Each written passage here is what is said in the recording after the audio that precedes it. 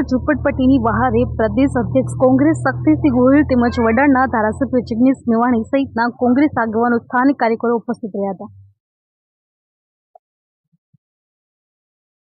ભાવનગરમાં આજરોજ ભાવનગર શહેરમાં કોંગ્રેસ દ્વારા ન્યાય યાત્રાનું આયોજન કરવામાં આવ્યું હતું।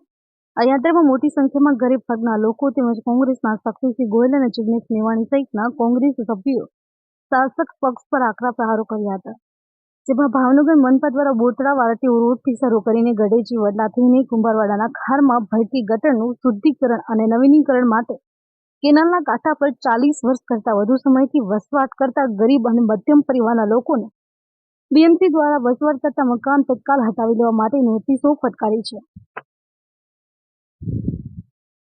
ત્યારે ગરીબ અને મધ્યમ વર્ગીય પરિવારોએ એવી માંગ કરી છે કે આટલા લાંબા સમયથી આ સ્થળ પર તેમનો વસવાટ હોય અને રહેનાર મોટાભાગના પરિવારો પાસે ઘરનું ઘર બનાવી શકે એવી કોઈ આર્થિક વ્યવસ્થા નથી। સક્ષમ ન હોવાના કારણે રાજ્ય સરકાર દ્વારા સૌપ્રથમ આ વિસ્થાપિતો માટે આવાસ યોજનામાં ફ્લેટની ફાળવણી કરવામાં આવે અથવા પ્લોટ ફાળવવામાં આવે, ત્યારબાદ ડિમોલેશન કામગીરી હાથ ધરવામાં આવે। આ માંગને લઈને અગાઉ અલગ અલગ સંસ્થાના નેતા હેઠળ જિલ્લા કમિશનરને રજૂઆતો કરવામાં આવી છે। આજરોજ રાષ્ટ્રીય કોંગ્રેસના કદાવર નેતા એવા શક્તિસિંહ ગોહિલ, ધારાસભ્ય જિગ્નેશ મેવાણીના વડપણ હેઠળ ગઢેજી વડલાથી જિલ્લા કલેક્ટર કચેરી સુધી ન્યાય યાત્રાનું આયોજન કરવામાં આવ્યું હતું। આ યાત્રા પહેલા જશોનાથ સર્કલ ખાતે મહાસભા યોજી હતી, જેમાં ભાવનગર શહેર કોંગ્રેસના અલગ અલગ હોદ્દેદારો શાસક પક્ષને બરાબર ફાંસમાં લીધા હતા, તો શક્તિસિંહ ગોહિલે પણ રાજ્ય તેમજ કેન્દ્રમાં રહેલી ભાજપ સરકાર પર આકરા પ્રહારો કર્યા હતા। સરકારની નીતિ રીતે ઓની આકરા શબ્દોમાં નિંદા કરી હતી। રેલીમાં સંભવિત વિસ્થાપિતોની સંખ્યા મોટા પ્રમાણમાં જોવા મળી હતી, જ્યારે લોકો દ્વારા ડિમોલેશનનો વિરોધ અને સરકારી નીતિનો વિરોધ હવે એક મોટો મુદ્દો બની ગયો હોવાનું જોવા મળી રહ્યું છે। ત્યારે તંત્ર દ્વારા હાથ ધરવામાં વિકાસ કાર્યો ડિમોલેશન પર બ્રેક લાગશે કે કેમ તે આવનારા સમયમાં જોવું રહ્યું।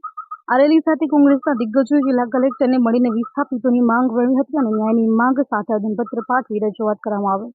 અશ્વિન ગોયલ, જે ન્યૂઝ, ભાવનગર।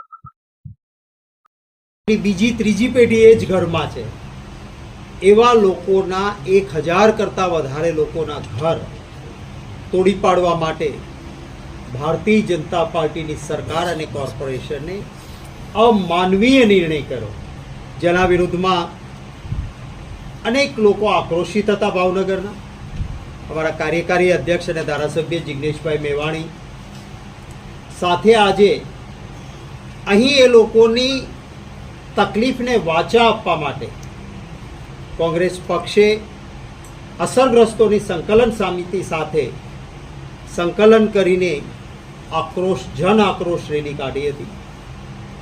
કોર્પોરેશનના કમિશનરશ્રીને અમે મળ્યા છીએ, એમને કહ્યું છે કે સુપ્રીમ કોર્ટે પણ વારંવાર કહ્યું છે કે માનવીય અભિગમ રાખવાનો, કોઈનું ઘર તોડવું હોય તો વૈકલ્પિક વ્યવસ્થા આપવાની। એમણે કહ્યું કે કેટલીક બાબતો એ નીતિ વિષયક છે, હું સરકારને કહીશ એવું એમને ખાતરી આપી છે। ત્યારે હું આપ સૌના માધ્યમથી ભારતીય જનતા પાર્ટી શાસનમાં છે એમને પણ કહેવા માંગુ કે આ પ્રકારનું અહંકારી વલણ એ વ્યાજબી નથી। હજી સુધી અસરગ્રસ્તો સાથે ડાયલોગ નથી કર્યો।